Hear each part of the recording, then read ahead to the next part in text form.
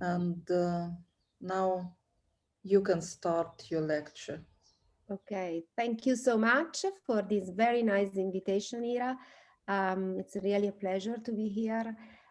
So what I'm gonna be discussing with you today is something that is at the border between biology, biomedical field, and physics, computer scientist, because in the last 15 years, I move a lot my interest in the quantitative biology and to build models that can predict what are going to happen at the cells under certain condition, of course. So I started to work on artificial intelligence 15 years ago when the people don't care. Actually, in our field, they don't care about this, and it was pretty far away from my original expertise.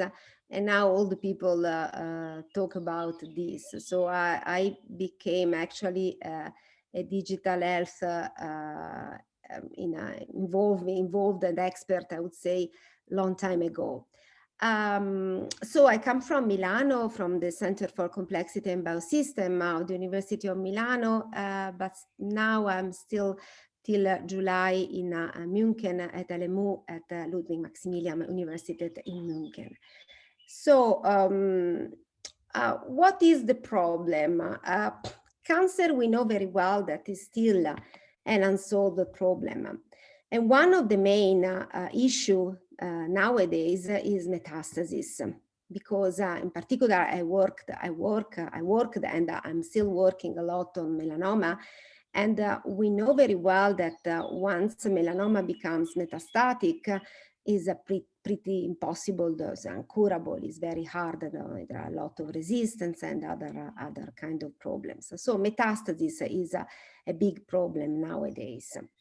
And we know that metastasis is a process, a multi-step process. And here we know very well the different steps, and it's important that each of these steps should be addressed in order to get and to see metastasis. And what we see clinically is just the detectable macroscopic metastasis.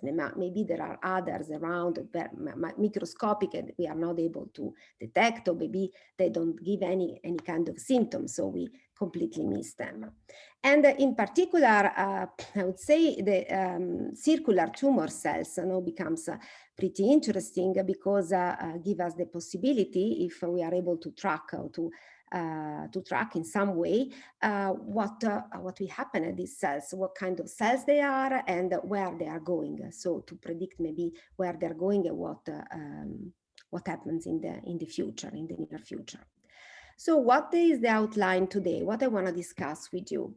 So first of all, I will present you and will discuss with you a recent paper where we described the humanoid model of circular tumor cells in order to quantify the metastatic spread and to address a specific question that I will introduce you just in a few seconds.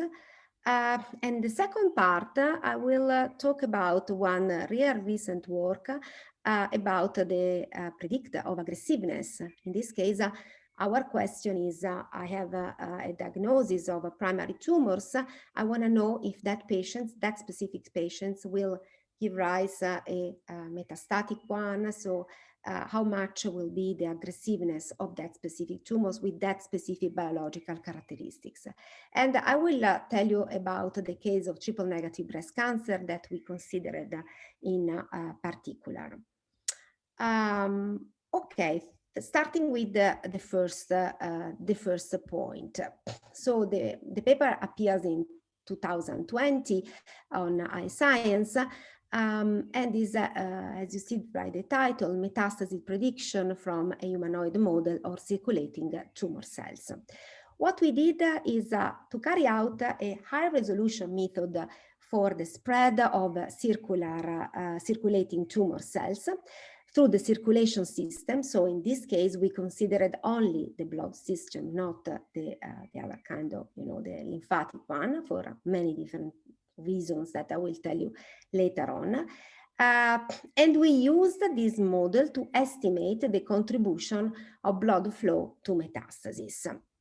So what is the problems actually? The distribution patterns of cancer metastasis depends, on the sequence of the steps that I showed you before, that involves, of course, the adhesion molecules, but not only the adhesion molecules, is also involving mechanical and geometrical effects that are related to blood circulation.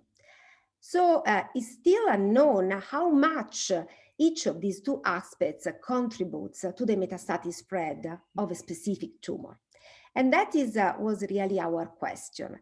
How much each of these two aspects, how much the mechanical and geometrical effects affect and is important for the metastasis, for the dissemination of the cells, in addition to adhesion molecules. What we did is here a little bit summarized. So we simulated, first of all, okay, we we build actually high resolution humanoid models of blood circulation, including stochastic adhesion events. And then we compare the results with the location of metastasis recorded by thousands of human autopsies for different kind of tumors, 7 different kind of tumors, including lung, prostate, pancreas, and colorectal cancer, and others that I will show you. So these are here in this slide are summarized in the 3 main points. So first, we reconstruct a high-resolution humanoid model of blood circulation. We use the model to simulate trajectories of circulating tumor cells. And then we compute a statistic of the distribution of metastatic sites predicted by the model. Let's go deeply in the first point. So in these figures, you see the circulation network that we reconstructed, and we reconstructed from using a 3D body scan. So very precise, location, organization, network of this blood circulation. And the blood flow was obtained by imposing blood flow conservation with the Hagen-Poiseuille equation. So we then obtain, the blood flow, and I show you here a video how it works. Everything is then available on the, okay, you see here the complete 3D reconstruction using MRI images, the blood flow models. You can see now in this case, the cancer cells starting from pancreas, that's just an example. And you see the trajectory of the cells and where they are going.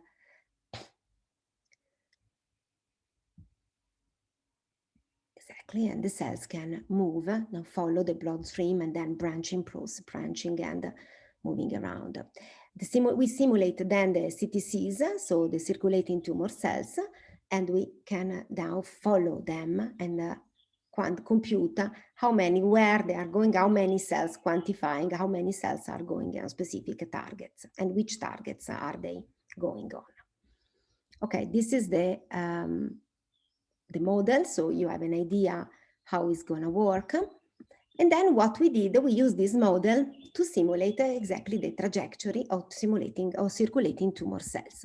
So just here you see what we can see here is a color matrix where you can see the cells that move from the primary organ, different primary organs, where they are going, which fraction of cells, how many cells are going in different target organs. So, and we simulate the trajectory. For example, just an example, you can see here brain. So this is a primary organ. So maybe you can do another one, liver. So the primary tumors start from liver, and you see that arrives to the brain mainly. So when it's more blue means a lot of cells, so more cells arrives, fraction of cells arrives to the brain, of course liver, because liver is in the liver, lung, and so on. So you have a matrix. So, and now we know exactly how many, so which kind of targets of organs are affected and are targeted by the cells arrives at that specific place. So using this, what we did is to compute statistics of the distribution of metastatic sites predicted by the model. So you can see here the distribution of metastases of these thousands of autopsies that we found in the literature reported for each of these 7 different tumors. And we see how much was correlated with our simulation. As much as the correlation, what does it mean? Means that the blood flow is very, very important in this condition, because for all the different simulation, the adhesion molecules is computing in the same way. There is no changing in the adhesion molecule. So if you see any differences, it do only from a flow point of view. So better correlation means a more important role of the flow. And you see that there are differences between the different kind of tumors. So lung cancer, there is a strong correlation, so the flow seems very important, while liver perhaps is less important. So adhesion molecule probably play a more important role. So if we want to conclude, summarize this first part, the comparison with autopsies shows that the flow accounts in average, so in average, depending of course of the type of tumors that we are considering, but an average of 40% of metastatic distribution. So it's pretty important, and in particular for some specific tumors. And we present our model because our computational humanoid of CTCs that study the dynamics of these cells allowed to simulate a metastatic spread in a realistic geometry that include adhesion molecules, and can be a guidance for precision medicine to fight metastases. So if some of you that are listening this talk are interested, and you are able to track maybe CTCs, are interested to deeply involved, study what is going to happen and maybe the trajectory or the effect of specific drugs, this model maybe can be useful. So please contact me. Okay, then we worked a lot on another issue, and so the tumor plasticity. Actually, is a lot of time. I think it's more than 15 years that I work on tumor plasticity, and in particular, I work a lot on melanoma. But we know very well now that the development of tumors, is not due by simple stochastic models. So according to this view, we have tumors is heterogeneous, and each of the cells can give rise to tumors. And so according to this model, we have to find common factors for all the cells in order to fight them and to avoid their growing development. But when come up the cancer stem cell theory, actually, so come up the evidence of special cells, actually, so cells that are really able to maintain the growth of the tumors, and that was called, these cells were called cancer stem cells. And the other cells, after a while, they don't grow, so they are not so interesting from also the, if you think about therapeutic strategies, you have to try to kill as much as possible these cells to target the cancer stem cells instead of the other cells. But the situation, and this is the idea, so they try to find drugs that can target specifically the cancer stem cells. Otherwise, you can see a relapse. But the situation is more complicated than this, because what is I think now pretty clear is that there is a plasticity in the cells, in the tumor cells. So a cancer cells can also go back to a cancer stem cells. So there is a dynamic between these cells, a plasticity, and we have to understand better this dynamic and in order to design really successful drugs. So the situation is not always, is always more complicated than expected. I studied a lot this phenotypic switching. In particular, in the red, I point out, the papers where we described the phenotypic switching and the markers and the molecular mechanism involved, in particular in melanoma.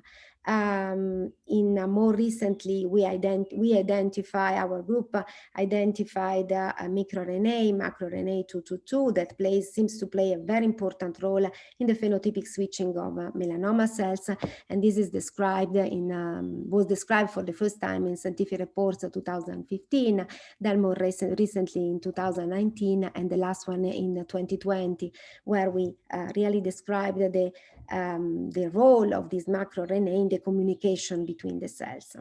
But today, I don't want to talk about this, so the phenotypic switching. I want to show you how I also use this information to try to predict, using artificial intelligence and other kind of strategies to predict, the fate of the cells, what will become the cells, and in order to predict and to do something useful from the patient's point of view. And this is the bold papers is a PNS 2018, and the last one is in press now on Cell System 2021. So it's just not yet available, but we are in embargo. So in a few weeks will be online. So this was our target. What we found also studying melanoma is that a critical aspect in this phenotypic switching is the epithelial-mesenchymal transition. That we know very well. No? Epithelial cells have specific molecular adhesion molecules, shape, and so on, and behaviors completely different with respect to mesenchymal cells. But the situation, again, is not so simple. There are not only these two states, but there are also a lot of intermediate states that also biological we are able to detect using different kind of markers. And then what the literature is, when I started to study this point, it was not completely clear. Now it's becoming clear with the papers now are increasing a lot. So the biology is becoming clear. These intermediate states seems to be more aggressive even than the mesenchymal state.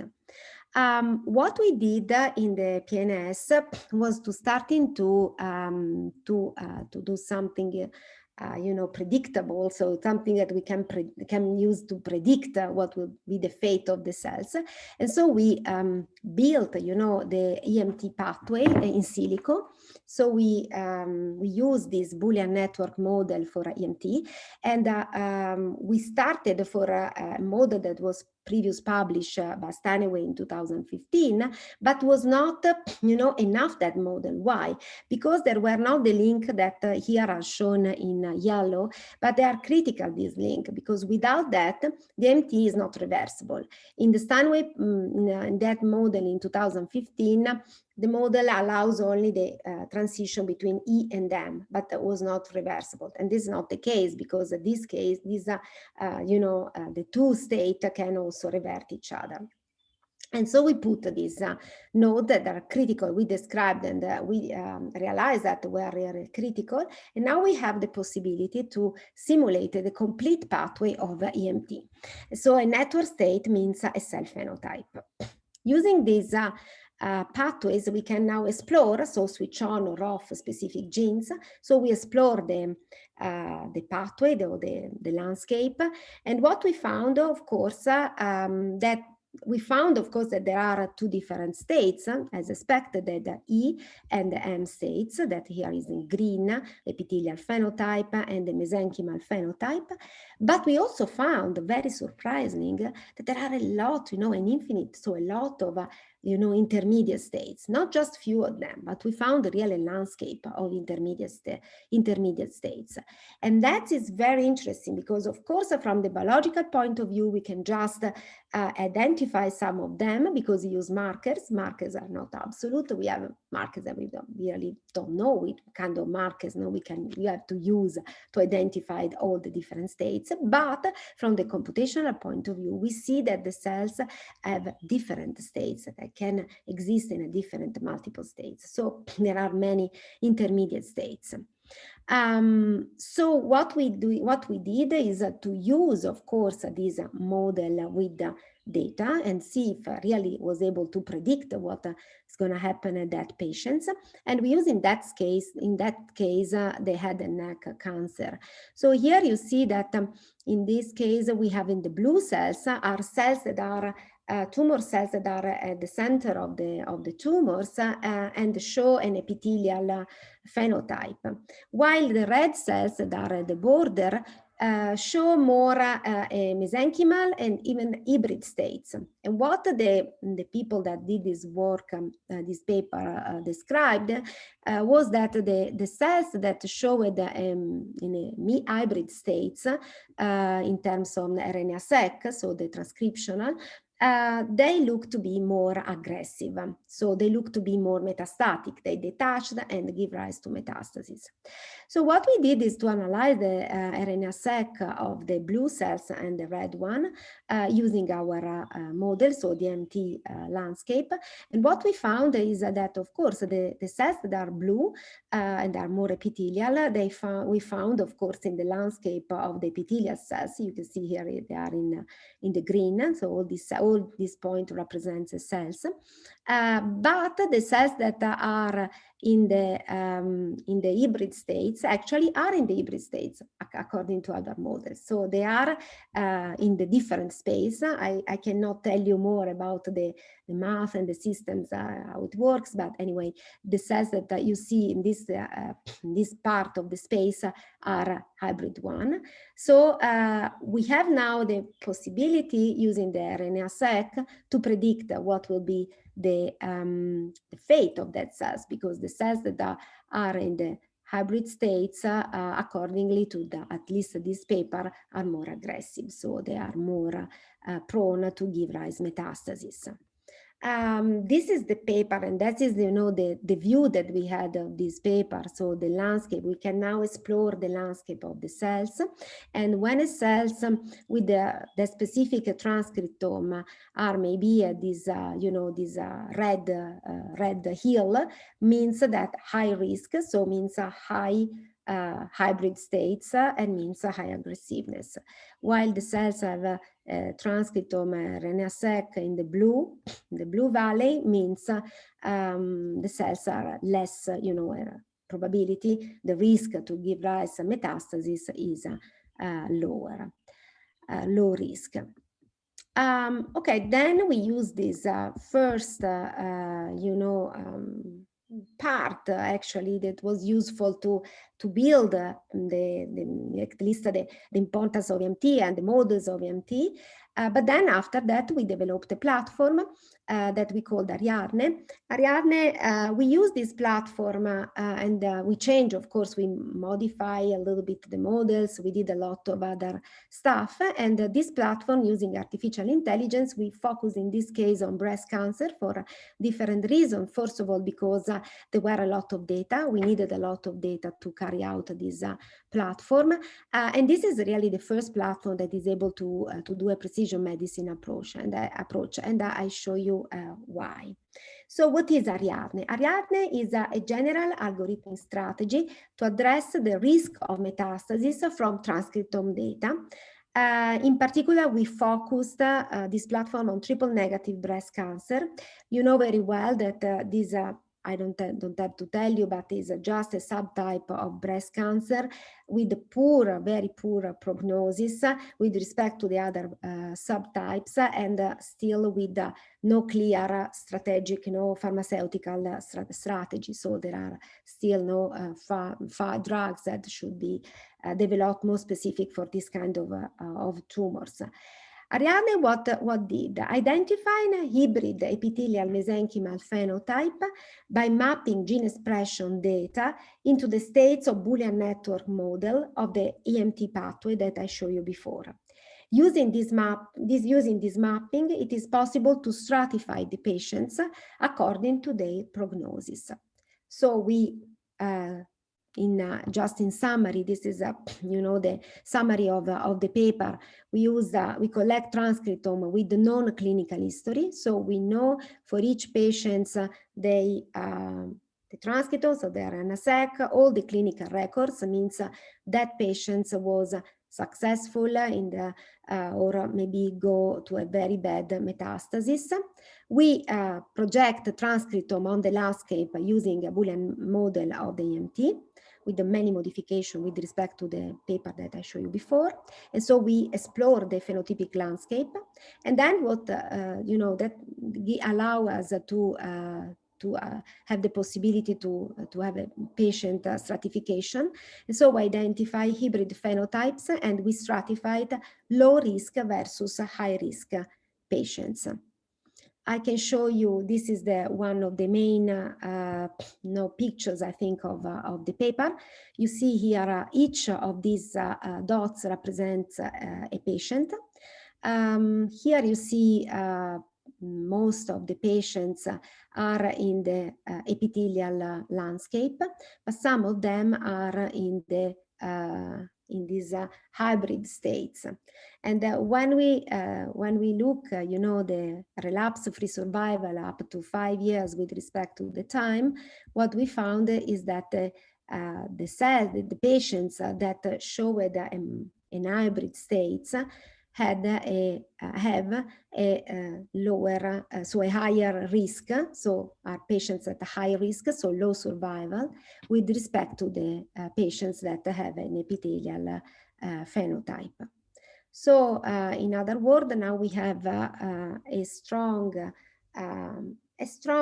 way to predict, because if you give me now a transcriptome of patients that you don't know anything, I can use my platform and I can calculate the risk of aggressiveness using these kind of strategies in a very short time. So if anyone is interested, please contact me. What we are now doing is to use the platform for liquid biopsies, because this is, of course, the second step and very important step. We have, of course, a patent for this platform. So on the cell system is presented the scientific part, but all the other parts are under patent. Okay. So please contact me if you are interested to any kind of collaboration. So our strategy provides a diagnostic tool that we apply to estimate the metastatic risk. I forgot to tell you that Ariadne is a medical device type 2, and from now, actually from April 2021, we receive an EC mark, so it's possible to use freely. Okay, this is just to show my group, just to give you an idea of the people working with me here, part of the group, because this was done in 2019, because now is thanks for COVID, it's not possible to have these kind of meetings. I don't like to have pictures now with the face mask. So here, this picture was done, I like so much this, I love this picture because it was done in our beautiful botanic garden that we have in Milan.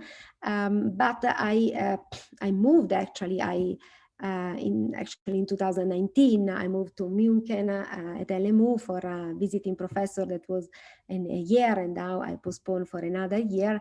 And part of the group came, here is in München, this picture we did again before the lockdown, and now it's difficult again to make pictures more easily. I want also to thank and to introduce my really important collaborators, because I started this venture on border between physics, computer science, and biomedical field, thanks from my collaboration with Jim Setna, Cornell University, where I spend a lot of time. And he really teach me. He's very good teacher, and I learned from him what is the importance of interdisciplinary. And I want also to introduce also and thank my collaborators. They are clinician Giovanni Blandino and Sabrina Strano, Istituto Regina Elena of Rome. We are working on metastasis, on different kind of tumors. So we are analyzing with using our platform, our strategy, different kind of tumors. So and we are very open to collaboration in this field if you are interested. And also very nice, very important friends for me and a nice collaborator is Ethan Domani. We got the Montalcini Prize in 2019 and is in Weizmann Institute in Israel, and I hope to go back soon to Israel as soon as will be available, vaccination and other stuff. I want also to tell you that we published with my colleague Stefano Zapperi, The Physics of Cancer. So I put together all my knowledge of these 15 years in the interdisciplinary way, trying to explain how is important in biomedical research to know about the quantitative measurement, so the part of physics and computing and quantitative. I want to thank you so much for your attention, and I'm open, of course, for questions. And if you are not here, please contact me by email. Okay, Caterina, thank you very much. The seminar participants could state the questions if you have. In chat, we see that Tim Bozic thanks you for great talk. Thank you so much. Probably some questions could come from the seminar participants.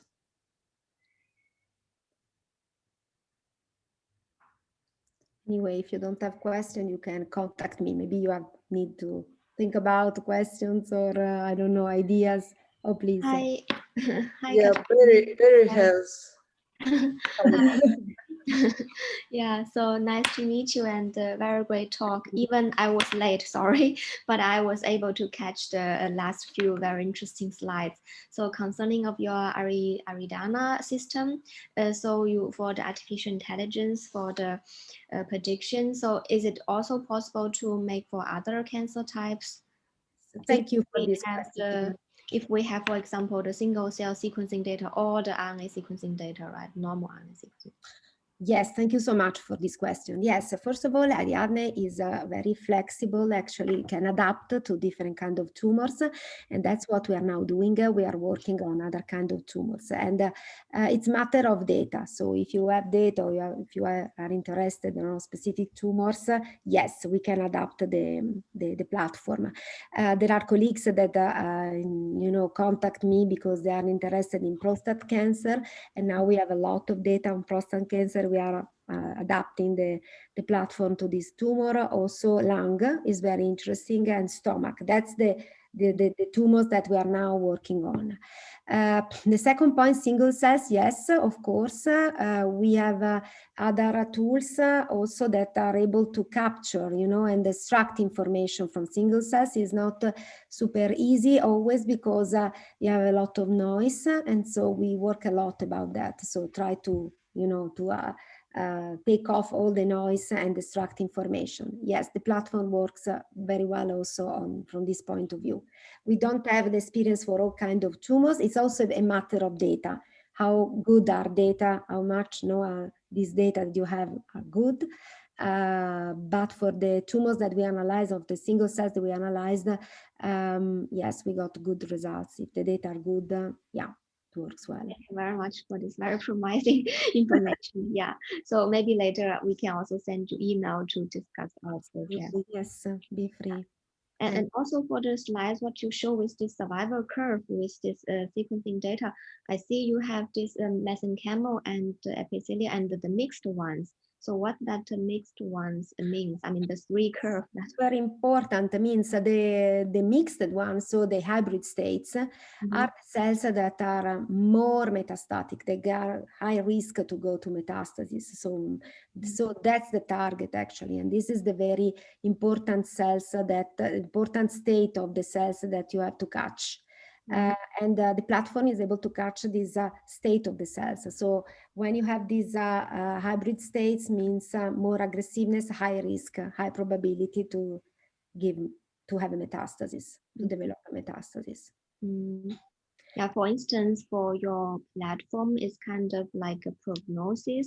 So for instance, if we have the sequencing materials, data from the patient before and after treatment, so could this data also be manipulated for predictor, for example, therapy response, something like that? Exactly. So the idea to use our platform is that you have, of course, a diagnosis of triple negative. Actually, you have a diagnosis. Maybe you are treating the patients with something. You don't know if it's going to work, or you are not treating and you want to know what will be the risk of these patients to give rise metastasis. And so using the transcriptome at this point only from biopsy, because we don't have yet the liquid biopsy. We are working on that. So the strategy is not going to work yet on liquid biopsies, but from transcriptome obtained from bioptic sample, we are able to calculate this risk. So if a high risk, maybe follow the therapeutic strategies. That is also one of the important possible use of this platform. In other words, we are in competition with not really competition, because for triple negative there is no platform that is available at the moment, but in one sense our platform works of course very well also for other kind of breast cancer like luminal A, luminal B. So we are in competition also with Oncotype, MammaPrint, other kind of platform that exists you can use in diagnosis. But our platform, not because it's mine, but works very, very, very well. Okay. And also for the liquid biopsy, what you mentioned, would you, for example, plan to use the cell-free DNA or CTC or exosome, something like that? What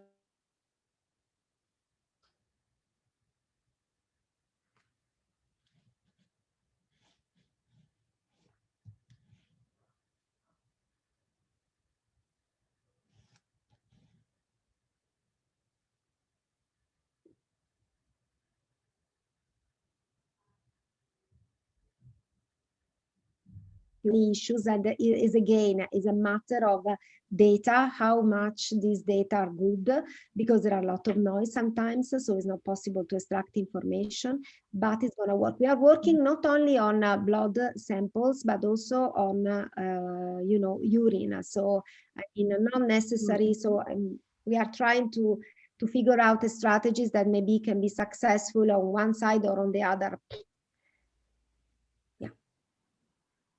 Okay, yeah. Thank you so much. I'm sure it will be very successful platform and project. Congratulations. Yeah. Okay, are there other questions to Caterina? If not, we can close the meeting. And Caterina, I plan to write some message for you, and please consider my offer, and I hope to receive your feedback about my offer. Okay. Okay, thank you very much for participating in this interesting seminar. I hope that Caterina will join us in future as well, and will give us another talk about the progression in research. And again, many thanks for interesting talk and lecture, and see you later. Thank you so much. Thanks a lot. Have a nice day. Thanks a lot. In 2 weeks, we will organize another seminar, and please attend this seminar as well. You are welcome. Okay, thank you very much. We'll try to follow. Ciao. Ciao, ciao. Nice day. Ciao. Bye.